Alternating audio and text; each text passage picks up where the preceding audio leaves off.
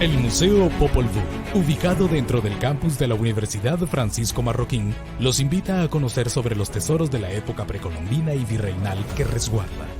Las visitas pueden ser en modalidad presencial con aforo limitado y previa cita, o de forma virtual, con actividades educativas para alumnos de primaria hasta universitarios. ¿Quieres conocer más sobre nuestras actividades? Llámanos al 2338-7836 o búscanos en Facebook, Instagram y YouTube como Museo Popol Vuh.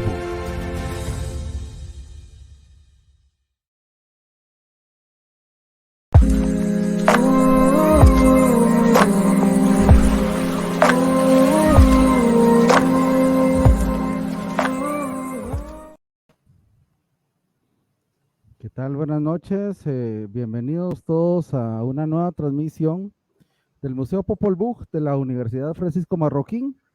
Esta vez en nuestro ciclo de conferencias 2021 con un invitado que no necesita presentación, el doctor Carlos Sabino, historiador de primer nivel, ¿verdad? Alguien que yo le tengo un muy gran aprecio, ¿verdad? Gracias, doctor. Bienvenido aquí al museo. ¿Cómo se encuentra? Muy bien, muchas gracias. Un gusto estar con ustedes, aunque sea en forma virtual. Ya tantas veces que hemos ido a ese museo. No, por supuesto. Gracias también a todos ustedes por estar atentos a la transmisión.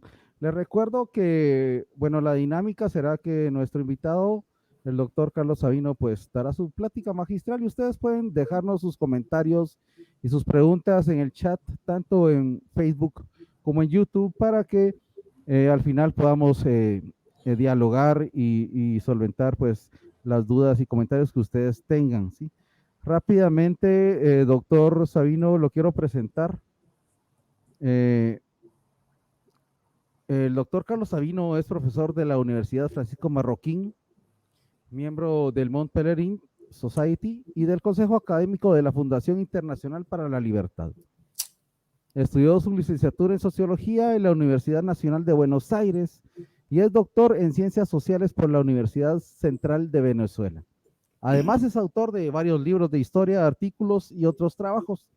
Y el doctor Sabino es profesor también de aquí, de la Universidad Francisco Marroquín, en la que se desempeña como director de la maestría en historia. Sí, el día de hoy, pues ya tenemos, bueno, es la segunda charla que comenzó ayer con la charla magistral de la doctora Lorena Castellanos sobre la independencia y el centenario, que es el libro que están presentando actualmente, doctor. Entonces, bienvenidos sean todos y les cedo los controles para que iniciemos con su clase. Gracias, doctor. Muchas gracias, Camilo. Muy amable. Sí, vamos a hablar sobre la primera parte de este libro. Se lo voy a mostrar solo para que lo identifiquen. Supongo que ya lo conocen. Ayer María Lorena Castellanos habló sobre la segunda parte. Por razones prácticas yo no pude hacerlo antes. Yo escribí la primera parte, que se trata de la independencia y de todos los sucesos relacionados a la independencia del 15 de septiembre. Quisiera hacerles como un resumen, una presentación breve de todo lo que se escribe en esa parte. Mi interés por los sucesos de la independencia viene ya de antes. Escribí un libro que se llama El amanecer de la libertad, la independencia de América Latina. Ese libro se fue publicado en 2013. Y creo que antes, no me acuerdo, 2012, algo así. La idea mía fue, cuando se acercaba el bicentenario, un año y medio o dos antes, ampliar la parte relativa a Centroamérica. Obviamente porque Guatemala era parte de ese conjunto centroamericano. Entonces dije, bueno, voy a hacer una segunda edición de este libro con mayor énfasis en la parte centroamericana. Pero pronto, al trabajar, me di cuenta que eso iba a desequilibrar el libro. Iba a haber mucho de Centroamérica y poco quizá o nada del Uruguay o de Chile o de lo que fuera. De tal manera que pensé en hacer una obra independiente y ahí unimos esfuerzos con Lorena y trabajamos entonces en este libro en 2 etapas, centrada hace 200 años y hace 100 años.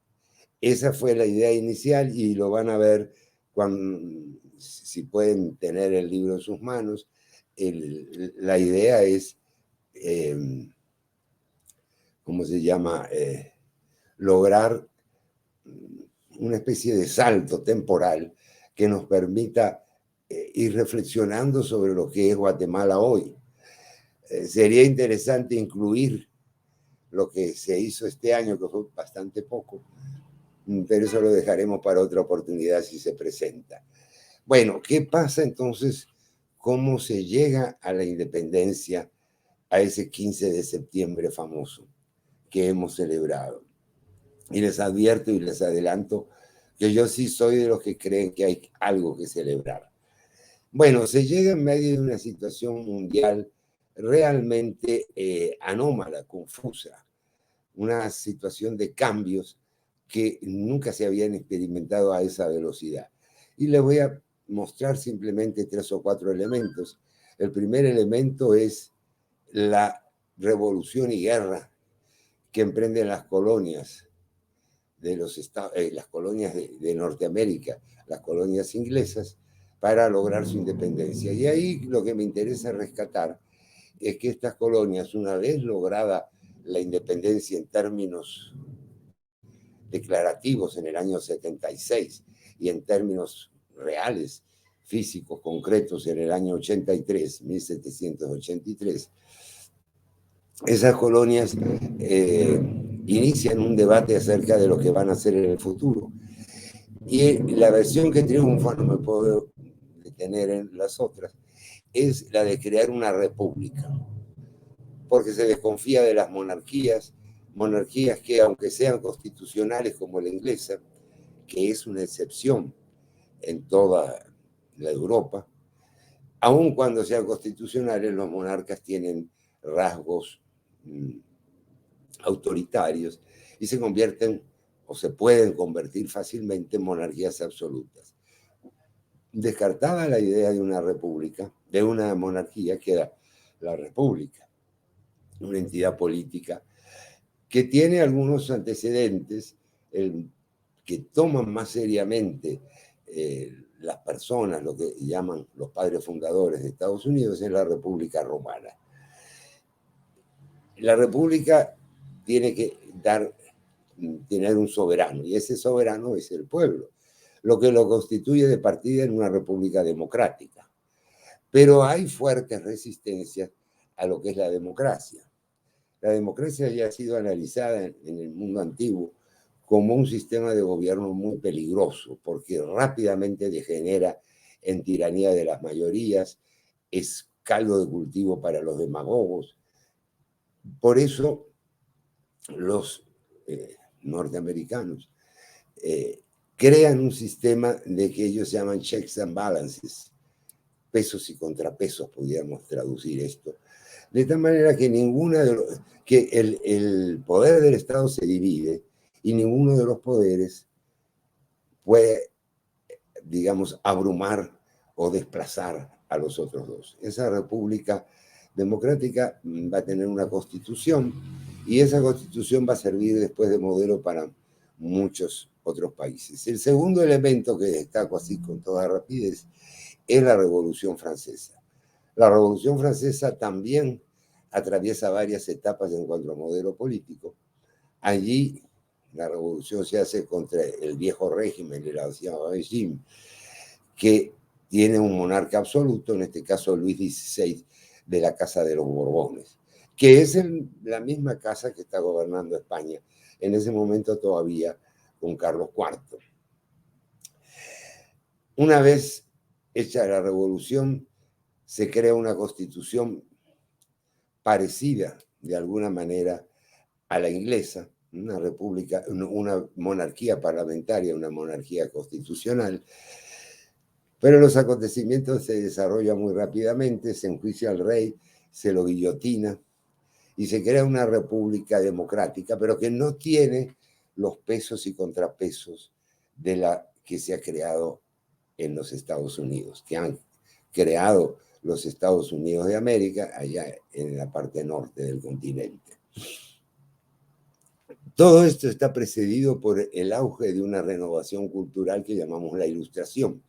La Ilustración es un movimiento cultural, político, estético, etcétera, que no, digamos, atraviesa prácticamente todo el siglo XVIII, sobre todo la segunda parte, y es un movimiento de crítica que apela antes que todo a la razón. Es un movimiento, en cierta forma, contra el poder enorme que tiene la Iglesia, y yo diría las iglesias porque también pasa eso en los países protestantes, contra el absolutismo, una apelación a la ciencia, al razonamiento libre, etc. Ese es más o menos el movimiento que está planteado en ámbitos económicos, políticos, culturales, religiosos, filosóficos, etc. Esa Ilustración está como por debajo de todo esto que acabamos de decir. Y esa Revolución Francesa, que ha degenerado en una república autoritaria dirigida por Maximiliano Robespierre, esa Revolución Francesa va a degenerar rápidamente. Con Robespierre se va a guillotinar y se va a excluir en una forma realmente muy poco liberal a todos los enemigos, luego a los amigos, y va a quedar prácticamente un poder tan grande, mucho mayor que el que tenía el rey Luis XVI, un poder tan grande que al final la propia asamblea, que es la que teóricamente domina y es la depositaria de la soberanía de la nación, la asamblea derroca a Robespierre y así rápidamente lo guillotinan. De ahí en adelante hay un periodo turbulento, no hay forma de establecer un poder, digamos, estable, hasta que un militar, Napoleón Bonaparte, da un golpe de Estado el 18 de Brumario, esa es la fecha del nuevo calendario que habían impuesto en la época de Robespierre, porque han cambiado hasta los meses, las semanas, todo. Es el año 1, el año 2 de la revolución, ellos quieren empezar el mundo desde cero. Napoleón al final se hace con el poder. Y ni corto ni perezoso, Napoleón va, como capitán guerrero, va ampliando los territorios de Francia y se va a coronar emperador en 1804. Y va a pelear contra todas las monarquías absolutas europeas, que por lo tanto él va a ser una especie de liberador para algunos y va a ser una especie de déspota también, que se está ampliando Francia y logrando territorios satelizados a Francia, y se convierte en emperador, o sea, se corona él mismo y emprende al final una lucha contra el último enemigo que le queda, que es Inglaterra. Algo parecido le va a pasar a Adolfo Hitler un siglo y algo después. En medio de esa lucha contra Inglaterra, él quiere hacer un bloqueo al revés, no bloquear a Inglaterra desde fuera, sino impedir a los ingleses que comercialicen con el continente, de tal manera de ahogarlos económicamente, porque no puede hacer un desembarco. No puede hacer un desembarco porque los ingleses han destruido su flota. Y acá es importante apuntar que en esa batalla, Trafalgar, que se da frente a las costas de España, en esa batalla participa también la Armada Española. Y la Armada Española prácticamente es destruida, es aniquilada en Trafalgar, lo cual ocurre en 1805. En ese sentido, pues, los ingleses están bastante protegidos. Napoleón elabora esta estrategia y para eso necesita dominar Portugal, que es el aliado tradicional de siglos atrás ya de Inglaterra. Y para tomar Portugal necesita pasar por España. Él aprovecha una situación conflictiva entre el rey y su hijo, los convoca a una reunión. Aquí hay más detalles que puedo darles si ustedes quieren en los comentarios o en las preguntas. Los convoca a una reunión en Bayona, no Bayona como dicen normalmente porque es una ciudad francesa, que está del otro lado de los Pirineos, cerca de la frontera. Y ahí hace que Fernando VII, que había desplazado a su padre, abdica nuevamente ahora en favor de su padre. Y el padre abdica en Napoleón. Y Napoleón transfiere esto a su hermano, José I, apodado Pepe Botella. Y José queda como rey de España. La monarquía borbónica ha sido destruida en ese momento. Ambos reyes quedan como prisioneros exiliados fuera de España y en Francia. En Italia queda Carlos IV. Y Napoleón invade la península porque hay resistencia. Le cuesta mucho dominar España, pero el problema es más que todo para los españoles. Los españoles se quedan sin un rey, no ven como legítimo a este señor que se les acaba de imponer, y eso va a repercutir en los territorios de ultramar, en lo que llamaban las Indias, nosotros, América Latina, América Hispana. Eso va a dar pie a una cantidad de revueltas, se van a crear juntas de gobierno provisionales, los españoles van a crear una junta general y de esa junta general van a convocar a cortes generales y constituyentes. Las cortes son asambleas, es el término que tienen desde, en este caso hace como 800 años, los españoles para hablar de ese conjunto de representantes de toda España. Convocan incluso a representantes de aquí, de ultramar.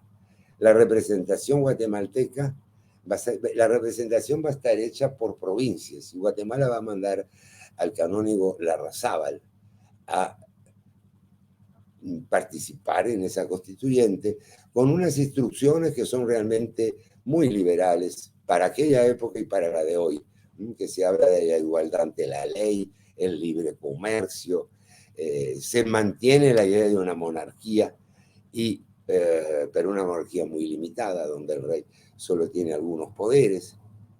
Así que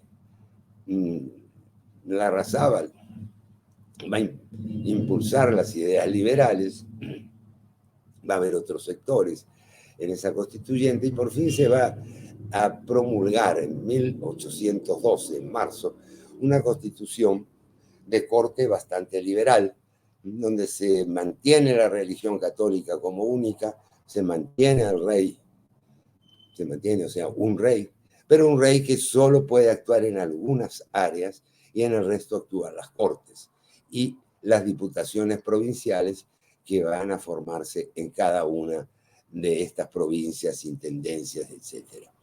Esa constitución va a entrar en funciones, pero va a durar prácticamente un suspiro, porque 2 años después, y piensen en las distancias, ¿no?, entre que la Constitución llega a estas tierras, se crean los organismos correspondientes, los virreyes y capitanes generales, algunos la aceptan, otros no, hay un tiempo de espera, y al final Napoleón es derrotado. Es derrotado después de su campaña en Rusia, que destruye prácticamente el núcleo de su ejército. Él invade a Rusia en 1812, el mismo año de la Constitución, un poquito después, para mayo, digamos, del año 12, pero derrotado en Rusia, no puede, ocupa Moscú, pero no puede dominar ese inmenso territorio, lo pesca el terrible invierno ruso y al final se tiene que retirar, una retirada realmente espantosa donde pierde casi todo su ejército. Entonces, Fernando VII regresa a España y anula en 1814 todo lo que tenga que ver con constitución y con cortes. Queda otra vez como monarca absoluto.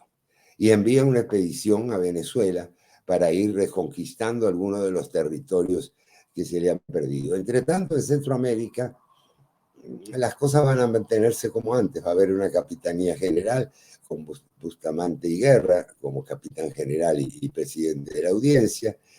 Y bueno, vamos a decir que no va a haber cambios. Va a haber varias tentativas, sobre todo en Salvador y Nicaragua, de buscar yo no diría independencia, porque no son tan claramente independentistas, pero hay movimientos, incluso la conspiración de Belén en esta ciudad de Guatemala,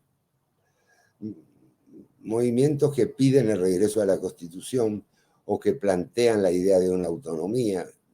Todos buscan libertad de comercio, eliminación de los monopolios y los estancos que se habían dado, en fin. Son de corte, digamos, anti-absolutista. Pero esos movimientos son sofocados y básicamente la capitanía permanece en paz hasta 1820. En 1820 se va a dar un nuevo cambio en España, en la España metropolitana, en Europa, que es el levantamiento de un ejército que ha ido formando pacientemente y ha ido buscando barcos poco a poco, Fernando VII, para volver a invadir y luchar en las zonas que ya se han independizado, que a esa altura, en 1819, son bastantes. Ya está lo que diríamos el Río de la Plata, que va a ser la Argentina, Chile, Venezuela y Colombia, están prácticamente independizados. Ese ejército se va a rebelar, va a empezar a partir de enero de 1820 lo que se llaman el motín de Riego. Riego es un capitán español que rehúsa atravesar el Atlántico para ir a pelear en unas colonias que realmente no le interesan demasiado a los españoles. Ellos lo que quieren ante todo es terminar con el absolutismo. Y triunfan. Después de varias digamos, episodios favorables o desfavorables, al final triunfan y le imponen a Fernando VII la Constitución de Cádiz, la misma que él había negado. A partir de ahí se desatan los sucesos en la parte septentrional de las posesiones.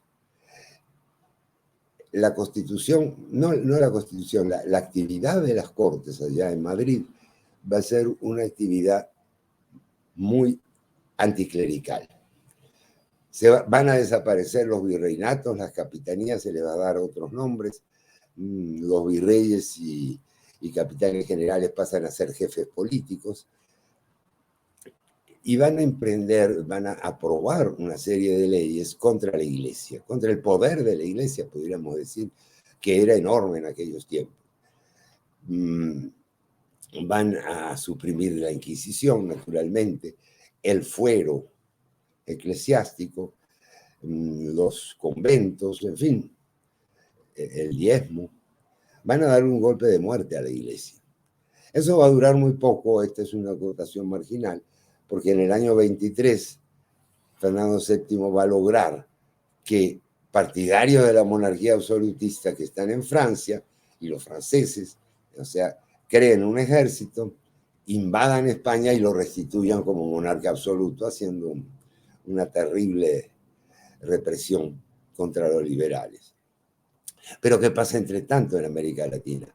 Bueno, el hecho de que España no pueda enviar una expedición, el hecho de que España esté sumida en una crisis económica y que tenga un gobierno anticlerical, va a desatar la preocupación en muchos sectores, sobre todo en Perú y en México, que han permanecido, son los sectores que han permanecido más fieles a la corona. En México, un general, el virrey, ahora jefe político, va a encomendar a un general que fue el más destacado en la lucha contra Hidalgo y Morelos, Agustín de Iturbide, que pacifique el país, porque en el país todavía quedan guerrillas insurgentes, como ellos mismos se llaman, quedan estas guerrillas que, bueno, atentan contra la paz del país.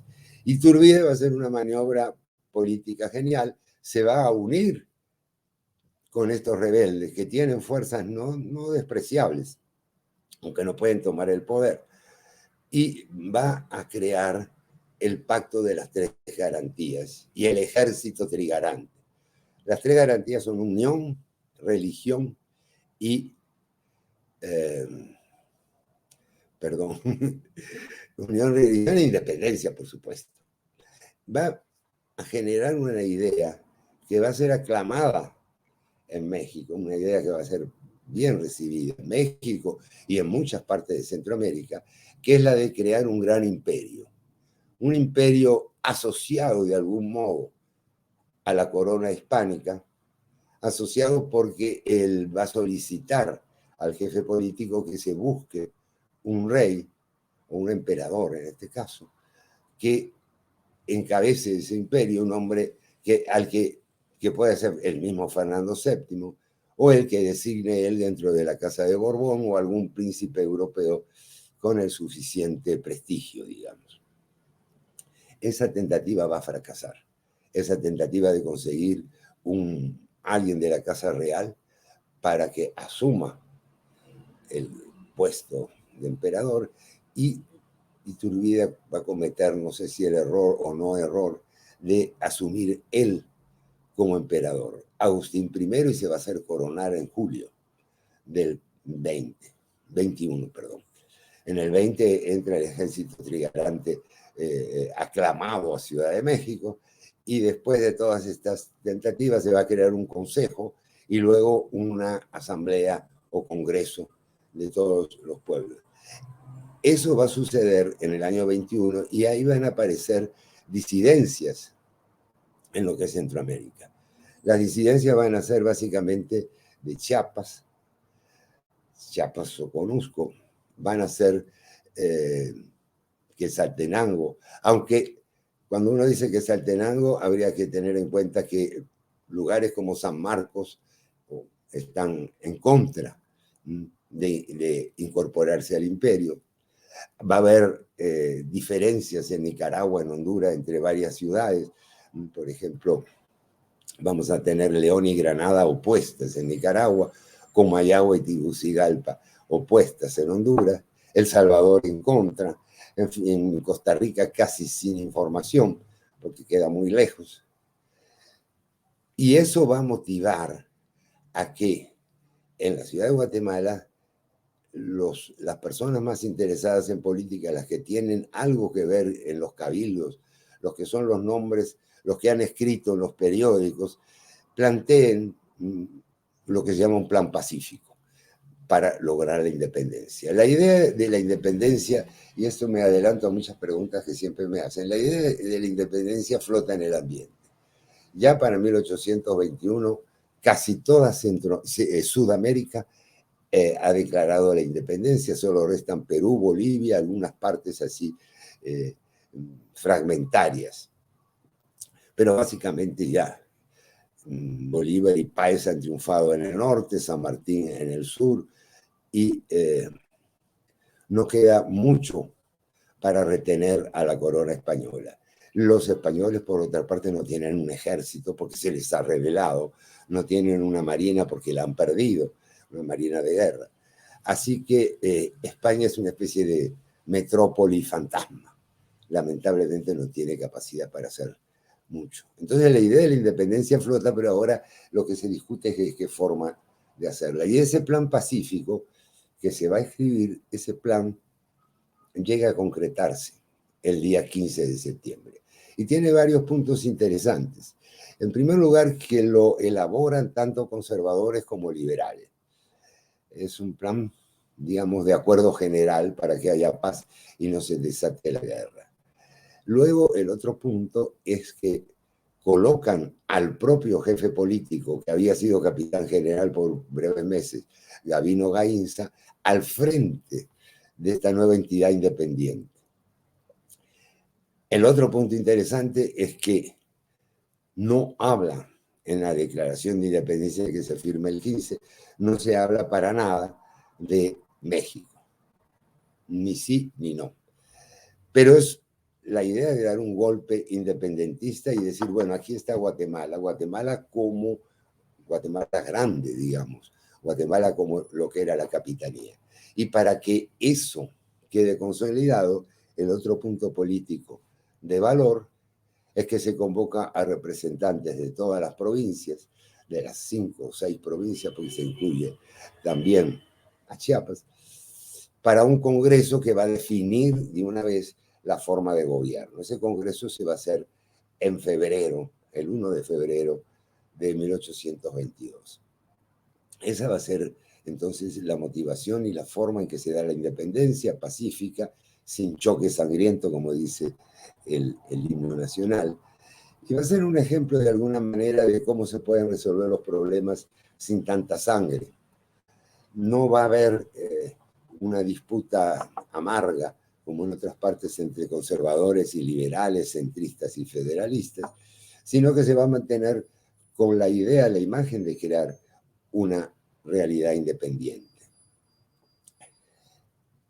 El imperio de Iturbide va a reaccionar de alguna manera sugiriendo primero e imponiendo después por las armas la anexión de todo esto. Y las presiones van a ser tales que para diciembre del 22 ya hay ambiente para anexarse a México. Y yo le digo a la gente que critica esta anexión, porque hay gente que lo ve como algo nefasto, terrible. Incluso yo en el libro hago la crítica a uno que otro historiador que lo plantean así. No hay que entender esto como que una Guatemala independiente, una república de Guatemala como la que tenemos hoy, se adhiere o se somete o se inserta en una república como la mexicana, sino con la idea de aceptar crear un imperio. Esa es una posición que esgrimen básicamente los conservadores, la idea de tener una entidad política grande, capaz de resistir la, digamos, la presión posible de estos europeos que han formado lo que se llama la Santa Alianza, de Inglaterra, que no está en esa Santa Alianza, pero que tiene una política exterior codiciosa, muy ambiciosa. Vean ustedes el caso de Belice, pero no solo el caso de Belice, las islas de la Bahía en Nicaragua, Honduras, y lo que hacen en otras partes, ¿verdad? Las islas Malvinas o Falkland, la Guyana, las islas del Caribe, etcétera. O sea, Inglaterra es una potencia expansionista que está consolidando su imperio, ya de alguna manera derrotado a sus principales enemigos, y ahora no se concentra en Europa, sino en tener un dominio mundial de los océanos. Entonces va a mandar, Iturbide como emperador va a mandar a un militar, Filísola, para sofocar la rebelión, que no es tal porque no es una rebelión de El Salvador, que no quiere incorporarse al imperio. Filísola va a entrar, va a deponer a Gabino Gainza y va a seguir hasta San Salvador. Bueno, voy a hacer un corte aquí. Si hay alguna pregunta o un comentario, me gustaría ir viendo esta primera etapa, digamos, la etapa de la independencia, que nosotros deberíamos llamar la independencia inicial. No sé si hay alguien entonces que esté con algún interrogante o algún comentario o alguna pregunta. Bueno, doctor, por el momento no hay algo, pero bueno, tenemos aquí un comentario, como estaba hablando, ¿verdad? En realidad, ¿cuáles cree que sean las razones de que las personas difieren tanto a veces con esta celebración del Bicentenario? Porque usted decía al principio de su conferencia, pues que usted sí tiene algo que celebrar, ¿verdad? Pero ¿cuáles cree que sean estas razones Para celebrar. Pues, sí, correcto.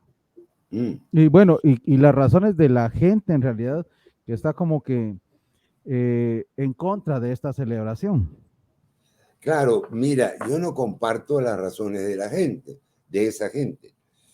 En primer lugar, porque cualquier cosa que se quisiera hacer de Guatemala debía pasar por el paso número 0, que es declararse independiente. No hay una Guatemala conservadora o liberal o lo que fuese si no es independiente. Seguir como parte del Imperio Español era, yo diría, casi absurdo. De hecho, hay un solo caso, que es la República Dominicana. Esta es una historia paralela, pero interesante para que vean. La República Dominicana estaba dominada por Haití en estos años. Los haitianos tenían toda la isla de Santo Domingo, Haití y la Dominicana. Y ellos al final, después de una lucha bastante cruenta, en 1844 logran la independencia. Y se proponen, piden la anexión a España. O sea que ellos vuelven a ser dependencia de ultramar de los españoles. Pero eso dura menos de 10 años. Ellos se dan cuenta que no les sirve para nada. Ya ha empezado la lucha independentista en Cuba. O sea, pertenecer a un imperio que ya no es tal y ser dependientes de una metrópoli no tiene sentido ni para los dominicanos, ni para los mexicanos, argentinos o cualquiera de cualquier otra nación. Entonces, el paso número 0, el punto de arranque es declararse independiente. Y acá debemos celebrarlo porque ese es un poco nuestra fecha de nacimiento, es como celebrar el cumpleaños o el cumpleaños de los familiares. Nosotros no podíamos hacer nada, no podíamos iniciar ningún camino si no nos declarábamos independientes, si no quebrábamos el lazo, si no desatábamos ese lazo y emprendíamos nuestro camino. ¿Qué tiene de malo eso? Yo pregunto y voy a responderme. ¿Tiene de malo que fuera pacífico?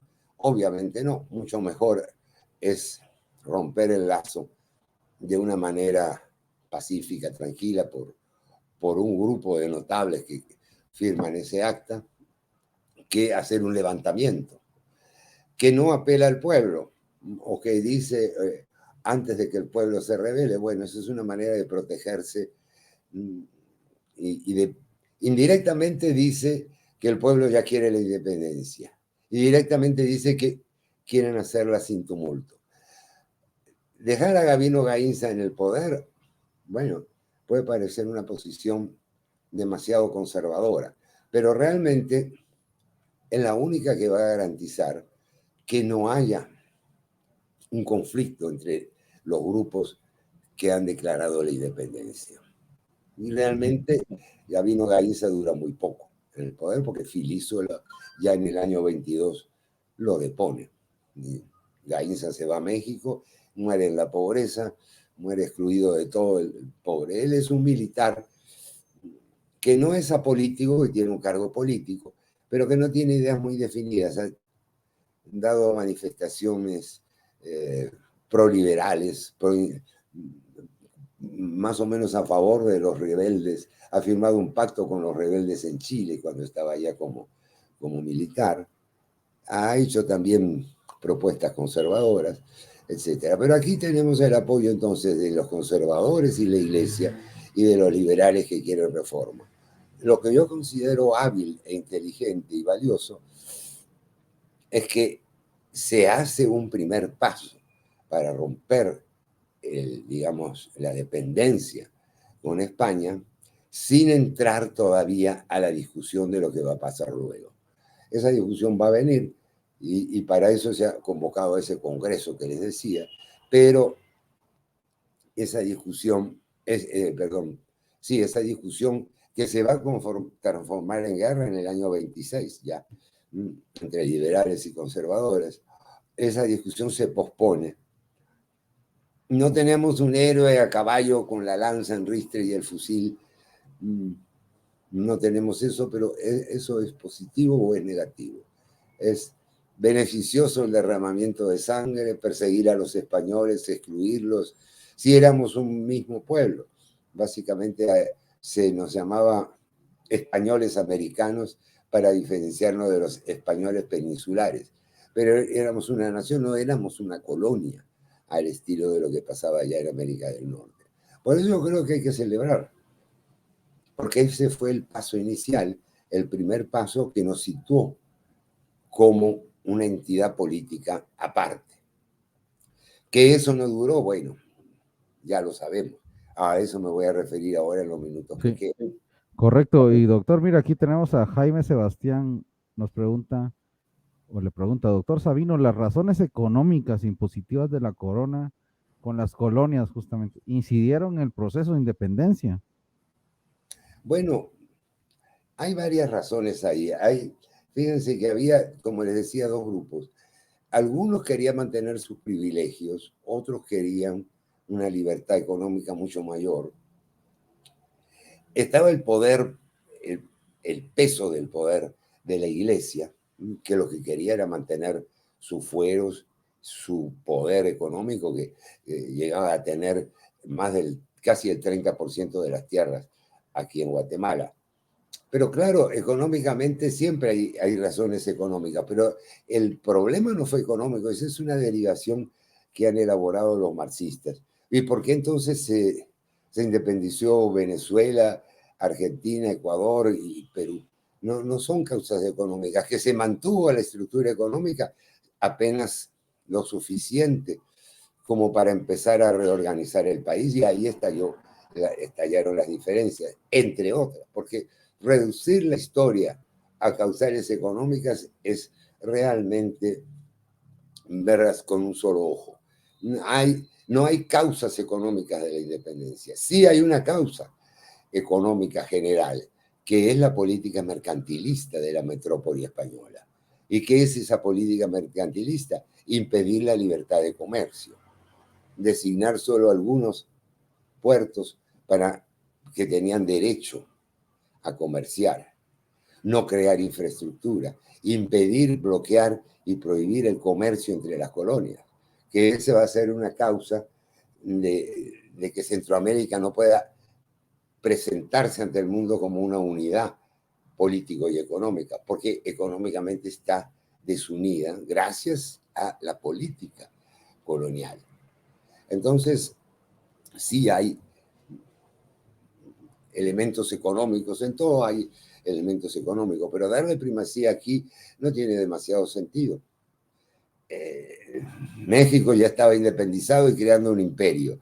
En Nicaragua había gente que estaba a favor del imperio, otras que no. Había otros que planteaban que de ninguna manera, como en el caso de León, creo, de ninguna manera quería someterse a Guatemala. Bueno, ahí se mezcla todo, pero básicamente no es un problema económico, es un problema político, es un problema de romper un lazo de subordinación.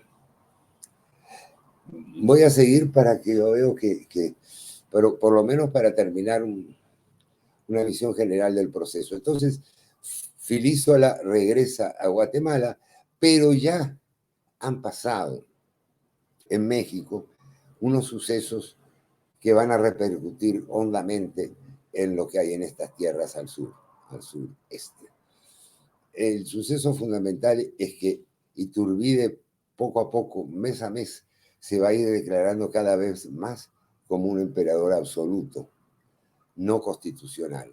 Va a cerrar el Congreso, va a nombrar una especie de consejo, digamos, con personas que lo siguen sin reservas, o sea, aduladores y demás, y gente partidaria de que él se mantenga.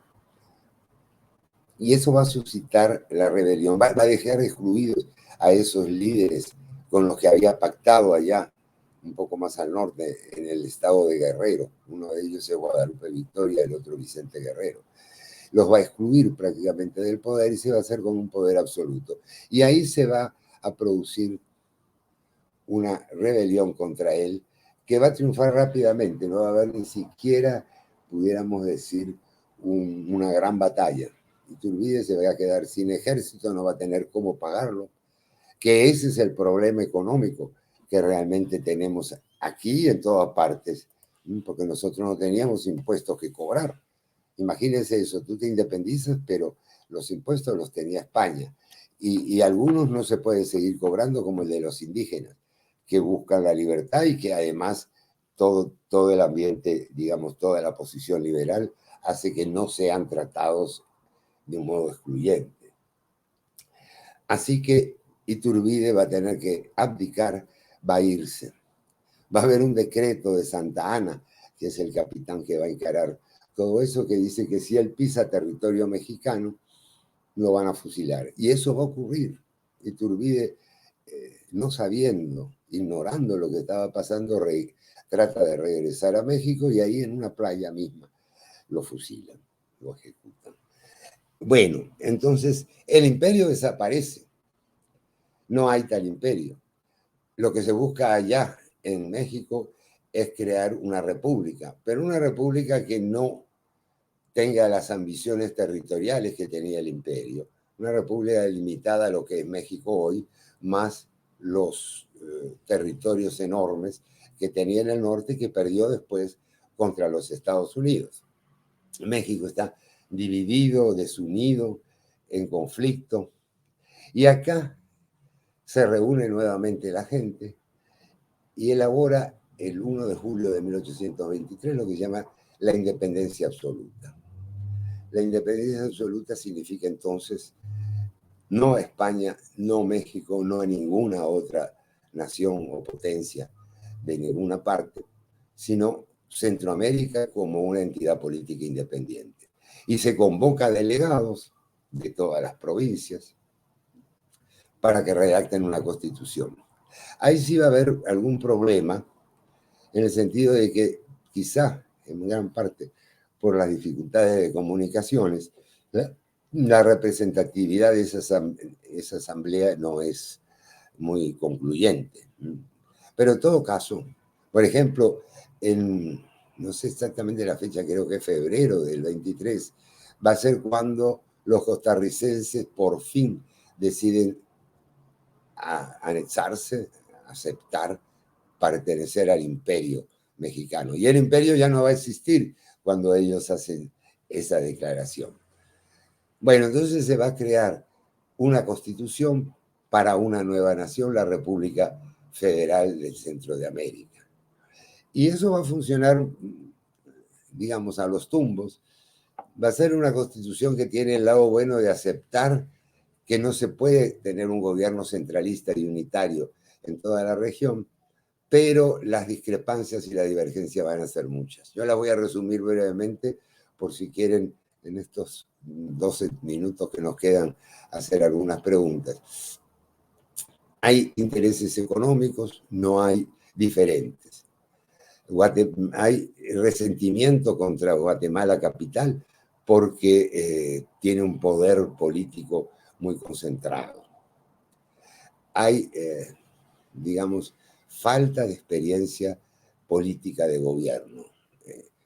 Durante el régimen colonial, las élites no han tenido participación más que muy limitada en los cabildos.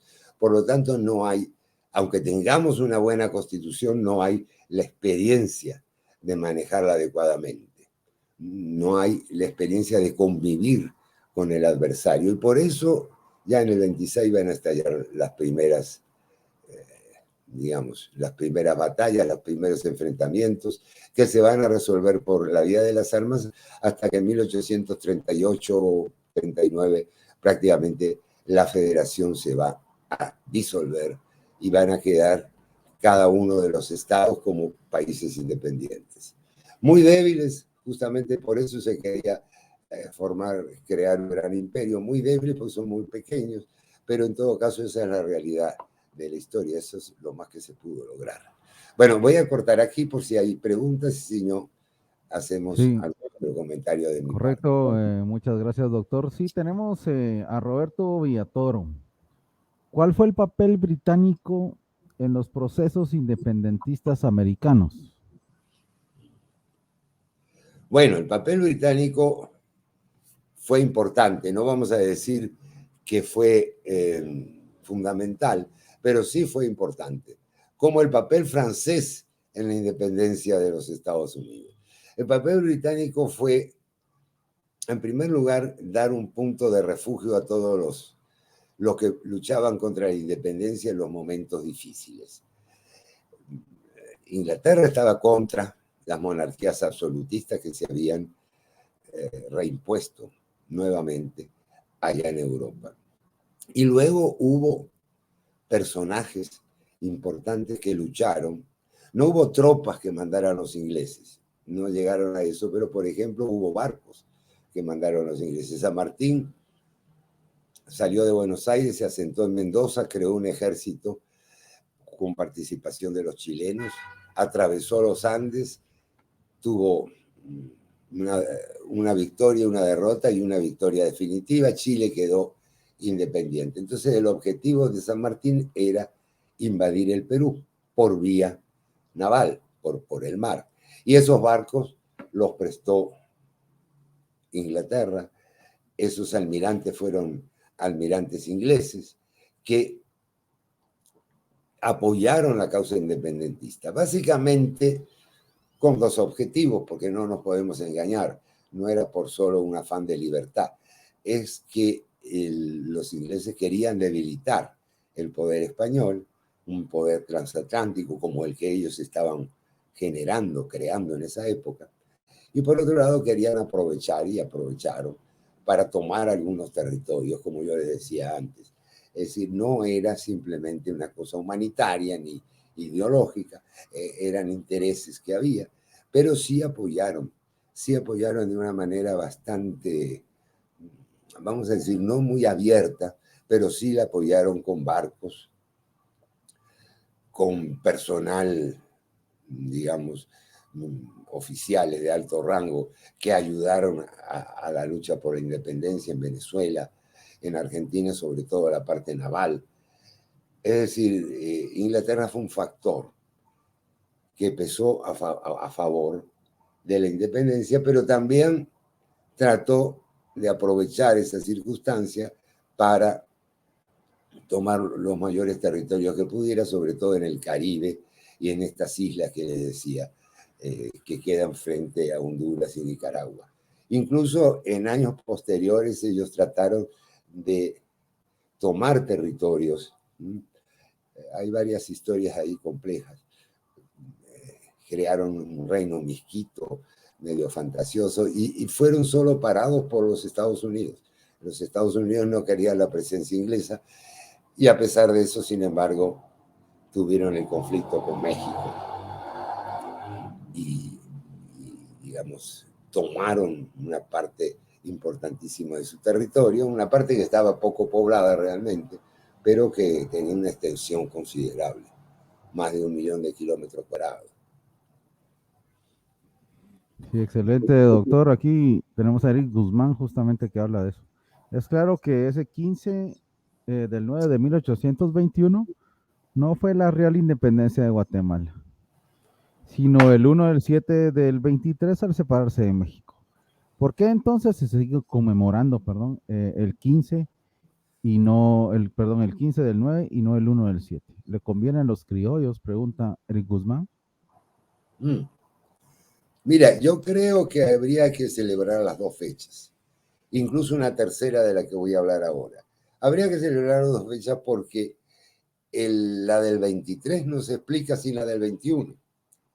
Por eso digo, trato de dar metáforas, el paso cero, la ruptura del lazo, el nudo, es decir, sin declararte independiente, no puedes hacer nada. Y ahí sí se declara independiente. No hay la menor duda, no hay ambigüedad respecto a eso. Hay ambigüedad respecto quizá a los motivos, a la forma de operar, pero no hay absolutamente ninguna duda de que esa Guatemala quiere independizarse. Ahora, hay que entender que las circunstancias son muy cambiantes. Esto del imperio de Iturbide, del general Filísola que penetra aquí en Centroamérica, en fin, todo eso va a conllevar a que se necesite una segunda independencia. Pero yo, como argentino, allá se celebran dos fechas también. Podrían celebrarse perfectamente la fecha del 15 de septiembre y del 1 de julio. Me parecería justo porque la declaración del 1 de julio es contundente, pero no por eso arrinconar o despreciar o menospreciar a lo que se ha hecho antes, porque lo que he hecho antes es el punto de partida para lo que se hace en el 23. Sin la independencia, sin la declaración inicial de independencia, no podría haberse llegado a esta independencia que se llamó como independencia absoluta. Y creo, para agregar, que el 21 de marzo de 1847, cuando ya se constituye formalmente la República de Guatemala, que es la que tenemos hoy, también debería ser una fecha a la que hay que prestarle atención, de alguna manera celebrar o por lo menos, digamos, rememorar positivamente, porque de ahí en adelante, aceptando que la Federación Centroamericana se deshizo por luchas internas entre conservadores y liberales, entre ambiciones personales que no faltaron. Ahí también hubo motivos económicos, pero básicamente el motivo fundamental era quién gobierna. Y había una pelea muy grande que rebasaba la Constitución y rebasaba ese acuerdo básico que debe haber para que una Constitución tenga vigencia y funcione realmente como tal. Entonces yo pienso que no hay nada de malo en celebrar 3 fechas, pero la del 15 de septiembre indudablemente es la primera, y así se lo reconoció en el escudo, aparece de esa manera, así se lo reconoció en el centenario del que ya les habló la doctora Castellanos, se lo reconoce como el punto de partida, y es el punto fundamental. Siempre hay que tener un punto de partida. Excelente, doctor. Pues como siempre, una gran plática, es bueno siempre escucharlo. Bueno, como bien dijo el doctor Sabino, el libro está a la venta aquí en el Museo Popol Vuh. Déjenme ver si puedo compartir yo.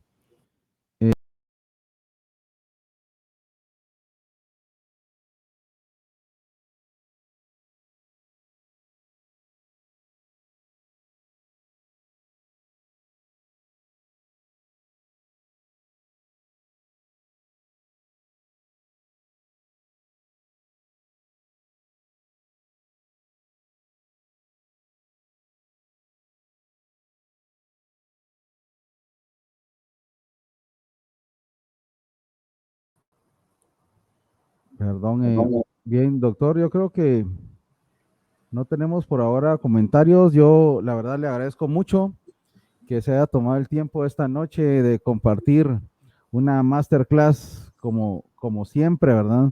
Muy buena de parte de su persona, y a todos ustedes que nos han acompañado aquí en las transmisiones siempre del Museo Popol Vuh.